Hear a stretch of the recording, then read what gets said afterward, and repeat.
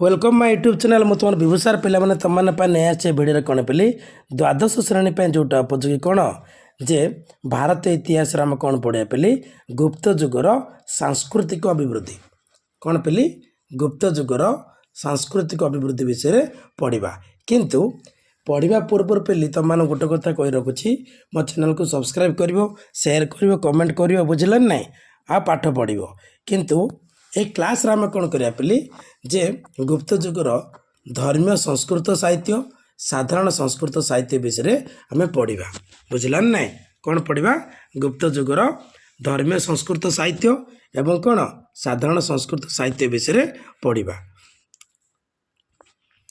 देख चल कौन दीजिए देखा जे पे गुप्त जुग प्राचीन भारत इतिहास एक कौन पे गुरुत्वपूर्ण अध्याय अटे। गुप्त वंशर राजा माने चतुर्थ ख्रीष्टाब्दरू षष्ठ शताब्दी पर्यंत मन रखे पिली जे कौन चतुर्थ ख्रीष्टाब्दरू षष्ठ शताब्दी पर्यंत कौन करते पिली से माने भारत रे शासन परिचालना करते कौ माने गुप्त वंशर राजा माने ऐतिहासिक तथ्य जना जाए जे से माने कौन करते पिली 200 वर्षर अधिक कौन करते शासन करते 200 वर्षर अधिक वर्ष पर्यंत से कौन करते शासन करते बोली जना जाइए मन रखिबो केबेठू चतुर्थ ख्रीष्टाब्दरू षष्ठ शताब्दी पर्यंत कौन करते शासन करते बोली जना जाइए किंतु से माने कौन 200 वर्षर अधिक 200 वर्षर अधिक कौन करते शासन करते बोली कह जाइए किंतु ए जो गुप्त जुग को ग्रीक इतिहासर पेरिक्लिस जुग रोम इतिहासर अगस्ट सीजर जुग इंग्लैंड इतिहासर एलिजाबेथ जुग सहित कौन करा तुलना करा मन रखे पे कौन पाई जे पे कौन पाई गुड़ाक तुलना करा एक्चुअली जेतेबेले पेरिक्लिस कौन करते शासन करुले जेतेबेले अगस्ट सीजर शासन करते जेतेबेले एलिजाबेथ शासन करते बुझिल कि एमाने जेतेबेले शासन करते शासन करने समय कौन होता सेठारे ग्रीक रे कौन होता पेरिक्लिस समय जे विज्ञान डेभलप होता मेडिकल डेभलप होता बुझिला ना आ साहित्य डेभलप होता एमती विभिन्न मात्रा रे कौन होता पे जे डेभलप होता बुझिल कि आ कौन अगस्ट सीजन अगस्ट सीजर समय कौन होता से प्रकार होता एलिजाबेथ समय से प्रकार होता से कहुई ए गुप्त जुगर भारत में एमती प्रकार होता प्राचीन काल से कहुच्छी जे पेरिक्लिस जुग कौन एलिजाबेथ जुग आ कौन अगस्ट सीजर जुग सहित तुलना करा क्या गुप्त जुग को मन रखिबार पे है कौन कहली जे ग्रीक इतिहास पेरिक्लिस जुग आउ रोम इतिहास कौन अगस्ट सीजर जुग इंग्लैंड कौन पे जे एलिजाबेथ जुग सहित कौन कराई गुप्त जुग को तुलना करा कौन पाई जे सेतेबेले कौन होता विज्ञान डेभलप होता साहित्य डेभलप होता आ कौन जे जेकोसी कविता क्षेत्र जेकोसी क्षेत्र में कौन होता पे जे डेभलप होता से कौन कहुई जे यह सुवर्ण जुग बोली कहुच्छी कौ जुग सुवर्ण जुग पे मन रख स्वर्ण जुग बोली कह संस्कृत जुग बोली कह हिंदू धर्मर पुनरुत्थान जुग बोली कहुए स्वर्ण अलंकार जुग बोली कहुए नवजागरण जुग बोली कहुए आ सुवर्ण जुग क्या गुप्त जुग को एथिरू तुमको कौन गोटे क्वेश्चन दे दो मन रख पिले बुझिल कि केउं जुग को स्वर्ण अलंकार जुग बोली कहुए ना पचारदेव केउं जुग को संस्कृत जुग बोली कहुए केउं जुग को हिंदू धर्मर पुनरुत्थान जुग बोली कहुए केउं जुग को कौन नवजागरण जुग बोली कहुए पचारदेव तुम लिख कौन गुप्त जुग कौ जुग गुप्त जुग बोली कह बुझल ना पिला माने देख ये थिला कौन पे गुप्त जुगर इंट्रोडक्शन लंग क्वेश्चन अच्छी तो मुझे इंट्रोडक्शन ये लिखिदे तुम मैं दुईटा कथा कहली जे गुप्त वंश राजा माने चतुर्थ ख्रीष्टपूर्व चतुर्थ रु केते षष्ठ शताब्दी पर्यंत कौन करते शासन करते बोली कहुई कि 200 वर्षर अधिक शासन करते बोली कहुई बुझे ना हेल्ले पे यही गुप्त जुग कौन बोली कहुए पे तुलना करा ग्रीक इतिहास कौन पेरिक्लिस जुग ରୋମ ଇତିହାସର କ'ଣ ଅଗଷ୍ଟ ସିଜର ଯୁଗ। ଇଂଲଣ୍ଡର କ'ଣ ପିଲି ଏଲିଜାବେଥ ଯୁଗ ସହିତ ତୁଳନା କରାଯାଇଛି। କିନ୍ତୁ କେଉଁ ଯୁଗ ବୋଲି କୁହାଯାଏ? ସ୍ୱର୍ଣ୍ଣ ଅଳଙ୍କାର ଯୁଗ, ନବଜାଗରଣ ଯୁଗ, ସଂସ୍କୃତ ଯୁଗ, ହିନ୍ଦୁ ଧର୍ମର ପୁନରୁତ୍ଥାନ ଯୁଗ, ଏମିତି ଭାବରେ କ'ଣ କରାଯାଇଛି? ତୁଳନା କରାଯାଇଛି। କିନ୍ତୁ ଏହି ଯୁଗରେ ପିଲାମାନେ କ'ଣ କ'ଣ ସାହିତ୍ୟ, ନାଟକ, ବିଜ୍ଞାନ, କଳା, ସ୍ଥାପତ୍ୟ, ଧର୍ମ ଇତ୍ୟାଦିର କ'ଣ ହେଇଥିଲା ପିଲି ବୃଦ୍ଧି ଘଟିଥିଲା। ଏଗୁଡ଼ା ପିଲି ସାହିତ୍ୟ ବିଷୟରେ ପଢ଼ିବା। କେଉଁ ବିଷୟରେ ପଢ଼ିବା? ସାହିତ୍ୟ। ପିଲି ଗୁପ୍ତ ଯୁଗରେ ରାଜା ସମୁଦ୍ରଗୁପ୍ତ ଜଣେ କ'ଣ ଥିଲେ ପିଲି? ଜଣେ ସାହିତ୍ୟକାର ଏବଂ କବି ହୋଇଥିଲେ। ବୁଝିପାରୁଛ ନା? ସେ ସାହିତ୍ୟକାର ଏବଂ ଜଣେ କବି ହୋଇଥିବା ଯୋଗୁଁ ସାହିତ୍ୟ ଗୁଡ଼ିକୁ ସେ କ'ଣ କରିଥିଲେ? ବହୁ ମାତ୍ରାରେ ଲେଖିଥିଲେ ବା ଉଲ୍ଲେଖ କରିଥିଲେ। ଲେଖିନଥିଲେ କିନ୍ତୁ ଲେଖିଥିଲେ ବା ଉଲ୍ଲେଖ କରିଥିଲେ ତାଙ୍କ ଦ୍ୱାରା। କିନ୍ତୁ ଉକ୍ତ ସାହିତ୍ୟ ଗୁଡ଼ିକୁ କେତେ ଭାବରେ ବିଭକ୍ତ କରାଯାଇଥିଲା? ଦୁଇ ଭାଗରେ। ଗୋଟିଏ ହେଲା କ'ଣ? ଧର୍ମୀୟ ସଂସ୍କୃତ ସାହିତ୍ୟ, ଆଉ ଗୋଟେ ଆସିଲା ପିଲି ସାଧାରଣ ସଂସ୍କୃତ ସାହିତ୍ୟ। କ'ଣ କହିଲି ପିଲି? ଧର୍ମୀୟ ସଂସ୍କୃତ ସାହିତ୍ୟ, ଆଉ ଗୋଟେ କ'ଣ ପିଲି? ସାଧାରଣ ସଂସ୍କୃତ ସାହିତ୍ୟ। ପିଲି ଏଇଟା ସଂସ୍କୃତି ହେବ ବୋଲି ସଂସ୍କୃତ ହେବ ହେଲା। ସାହିତ୍ୟରେ ପିଲେ କ'ଣ? ଧର୍ମୀୟ ସାହିତ୍ୟ ଓ ସାଧାରଣ ସାହିତ୍ୟରେ କ'ଣ ଥିଲା? ବେଦ, ନାଟକ, କାବ୍ୟ, କବିତା ଇତ୍ୟାଦି କ'ଣ କରାଯାଇଥିଲା? ଉଲ୍ଲେଖ କରାଯାଇଥିଲା। ବର୍ତ୍ତମାନ ଦେଖିବା କ'ଣ? ଧର୍ମୀୟ ସଂସ୍କୃତ ସାହିତ୍ୟ। କ'ଣ ପିଲି? ଧର୍ମୀୟ ସଂସ୍କୃତ ସାହିତ୍ୟ। ଗୁପ୍ତ ଯୁଗରେ ଧର୍ମୀୟ ସାହିତ୍ୟ ଦୃଷ୍ଟିରୁ ପୁରାଣର ବିଶେଷ ଗୁରୁତ୍ୱ ରହିଥିଲା। ପୁରାଣ ଗୁଡ଼ିକ ହେଲା କ'ଣ କ'ଣ? ଅଷ୍ଟାଦଶ ପୁରାଣ, ଅଷ୍ଟାଦଶ ଉପପୁରାଣ ହେଲା। କ'ଣ କହିଲି? ଅଷ୍ଟାଦଶ ପୁରାଣ, ଅଷ୍ଟାଦଶ ଉପପୁରାଣ। ଯେତେବେଳେ ତୁମମାନଙ୍କୁ ପିଲି ମୁଁ କ'ଣ କରିଥିଲି? ଯେ ପ୍ରଥମ ଅଧ୍ୟାୟ ଯେଉଁଟା ପଢ଼ିଥିଲି ଭାରତ ଇତିହାସର ଉପାଦାନ, ଯେଉଁଟା ସାହିତ୍ୟିକ ଉପାଦାନ ତୁମମାନଙ୍କୁ ପଢ଼େଇଥିଲି ନା ନାହିଁ? ପୁରାଣ ଗୁଡ଼ାକ ଅଷ୍ଟାଦଶ ପୁରାଣ, ଅଷ୍ଟାଦଶ ଉପପୁରାଣ ପୁଣି ଗୁପ୍ତ ଯୁଗରେ ଆମେ ପଢ଼ିବା। ସେଗୁଡ଼ାକ କ'ଣ କ'ଣ? କର୍ମ ପୁରାଣ, ବାମନ ପୁରାଣ, ଅଗ୍ନି ପୁରାଣ, ଭାଗବତ ପୁରାଣ, ମାର୍କଣ୍ଡେୟ ପୁରାଣ, ସ୍କନ୍ଦ ପୁରାଣ, ପଦ୍ମ ପୁରାଣ, ବାୟୁ ପୁରାଣ, ଲିଙ୍ଗ ପୁରାଣ, ବ୍ରହ୍ମ ବୈବରତ ପୁରାଣ, ମତ୍ସ୍ୟ ପୁରାଣ ଏମିତି କରିବେ ପିଲି। ବରାହ ପୁରାଣ, ଗରୁଡ଼ ପୁରାଣ, ନାରଦ ପୁରାଣ, ବ୍ରହ୍ମ ପୁରାଣ, ଆଉ କ'ଣ? ବ୍ରହ୍ମାଣ୍ଡ ପୁରାଣ। ଇଏ ଥିଲା ପିଲି ଗୁପ୍ତ ଯୁଗର ପୁରାଣ ଗୁଡ଼ିକ। ତାପରେ ପିଲି ଦେଖିବା ଯେ ଏହା ଛଡ଼ା ଧର୍ମୀୟ ସାହିତ୍ୟରେ କ'ଣ ଥିଲା ପିଲି? ପ୍ରାଚୀନ ବେଦ, ବେଦାଙ୍ଗ, ଉପବେଦ କ'ଣ ହେଇଥିଲା ପିଲି? ପୁନରୁତ୍ଥାନ ହୋଇଥିଲା। ଯେତେବେଳେ ବୈଦିକ ଯୁଗ ପଢ଼ିଥିଲେ, ବୈଦିକ ଯୁଗ ପଢ଼ିଲା ସମୟରେ ଆମେ କ'ଣ ପଢ଼ିଥିଲେ? ଯେ ହିନ୍ଦୁ ଧର୍ମର ବେଦ, ବେଦାଙ୍ଗ, ଉପବେଦ ବିଷୟରେ ପଢ଼ିଥିଲେ ନା? ପୁଣି ଗୁପ୍ତ ଯୁଗରେ ସେଇଟା କ'ଣ ହେଇଥିଲା? ପୁନରୁତ୍ଥାନ ହୋଇଥିଲା। ତୁମମାନଙ୍କୁ ପଢ଼େଇଥିଲି ଯେ ବେଦ କେତେ ପ୍ରକାର? 4 ପ୍ରକାର। ବେଦାଙ୍ଗ କେତେ ପ୍ରକାର? 6 ପ୍ରକାର। ଉପବେଦ କେତେ ପ୍ରକାର ପିଲି? 4 ପ୍ରକାର। ଏଗୁଡ଼ା ପଢ଼େଇଥିଲା ନା? ତାପରେ ପଢ଼ିବା କ'ଣ? ସ୍ମୃତି ସାହିତ୍ୟ। କ'ଣ ପିଲି? ସ୍ମୃତି ସାହିତ୍ୟ। ବହୁ ପୁରାଣ ମଧ୍ୟରୁ ଧର୍ମ ସାହିତ୍ୟରେ ଆଉ ଏକ ଅଙ୍ଗ ଥିଲା କ'ଣ ପିଲି? ସ୍ମୃତି ସାହିତ୍ୟ, ଯେଉଁଠାରେ ସାମାଜିକ ଓ ଅର୍ଥନୈତିକ ବିଷୟରେ ଉଲ୍ଲେଖ କରାଯାଇଛି। ସ୍ମୃତି ସାହିତ୍ୟରେ କ'ଣ କରାଯାଇଛି ବୋଲି ଯେ କୁହାଯାଇଛି କ'ଣ? ସାମାଜିକ ଓ ଅର୍ଥନୈତିକ ବିଷୟରେ ଉଲ୍ଲେଖ କରାଯାଇଛି। କିନ୍ତୁ ସାହିତ୍ୟକାରଙ୍କ ନାମ ଅନୁସାରେ ଏହାକୁ କ'ଣ କରାଯାଇଛି? ଯାଜ୍ଞବଲ୍କ୍ୟ ସ୍ମୃତି, ନାରଦ ସ୍ମୃତି, କାତ୍ୟାୟନ ବା ବୃହସ୍ପତି ସ୍ମୃତି କୁହାଯାଇଛି। ମନେ ରଖିବ ଯେ ସାହିତ୍ୟକାରଙ୍କ ନାମ ଅନୁସାରେ ଏହାକୁ କ'ଣ କୁହାଯାଇଛି? ଯାଜ୍ଞବଲ୍କ୍ୟ ସ୍ମୃତି, ନାରଦ ସ୍ମୃତି, କାତ୍ୟାୟନ ସ୍ମୃତି ବା ବୃହସ୍ପତି ସ୍ମୃତି ନାମରେ କ'ଣ କରାଯାଇଛି? ନାମିତ କରାଯାଇଛି। ତାପରେ ଆସିଲା ନୀତିଶାସ୍ତ୍ର। କେଉଁ ଶାସ୍ତ୍ର? ନୀତିଶାସ୍ତ୍ର। ଗୁପ୍ତ ଯୁଗରେ ଧର୍ମୀୟ ସାହିତ୍ୟ ମଧ୍ୟରୁ ନୀତିଶାସ୍ତ୍ର ଅନ୍ୟତମ।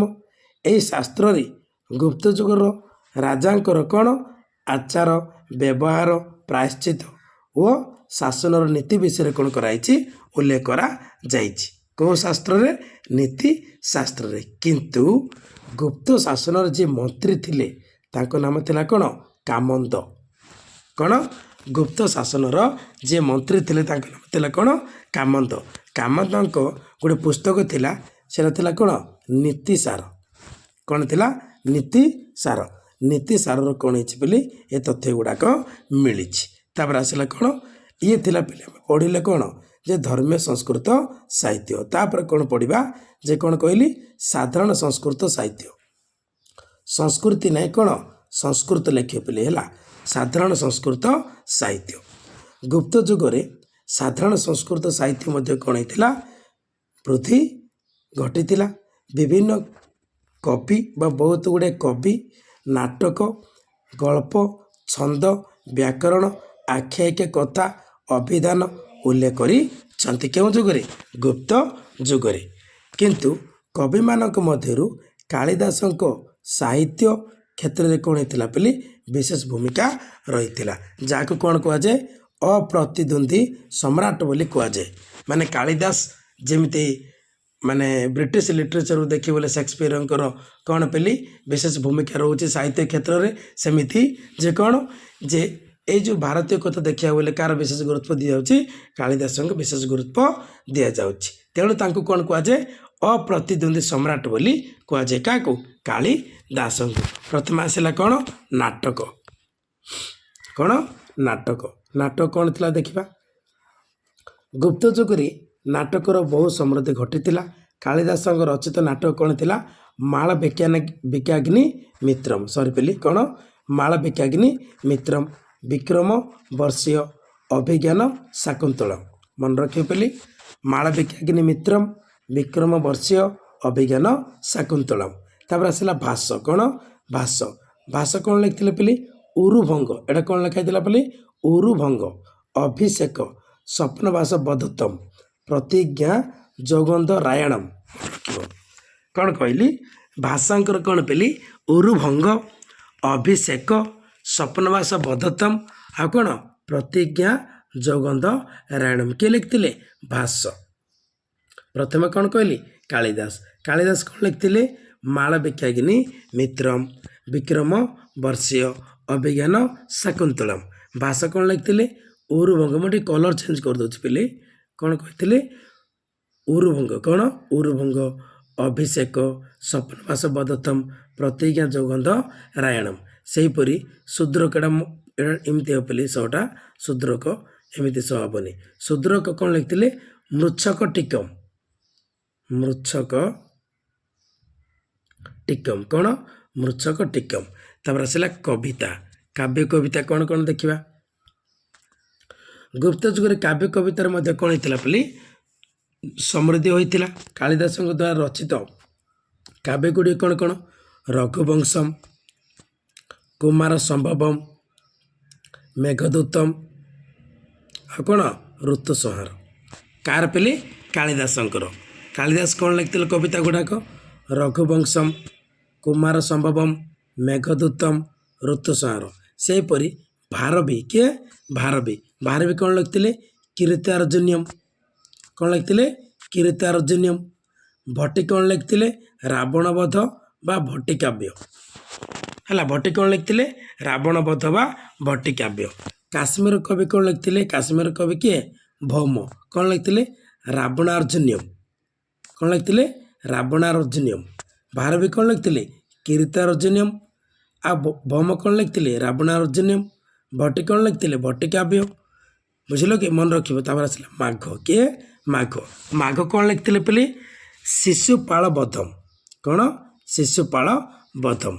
ତାପରେ ଭର୍ତ୍ତୃହରି କ'ଣ ଲେଖିଥିଲେ ଭର୍ତ୍ତୃହରି ତିନୋଟି କାବ୍ୟ ଲେଖିଥିଲେ ଗୋଟେ କ'ଣ ଶୃଙ୍ଗାର ଶତକ ନୀତି ଶତକ ତାପରେ ଆସିଲା ବୈରାଗ ଶତକ କିଏ ଲେଖିଥିଲେ ଭର୍ତ୍ତୃହରି କ'ଣ ପିଲି ଭର୍ତ୍ତୃହରି।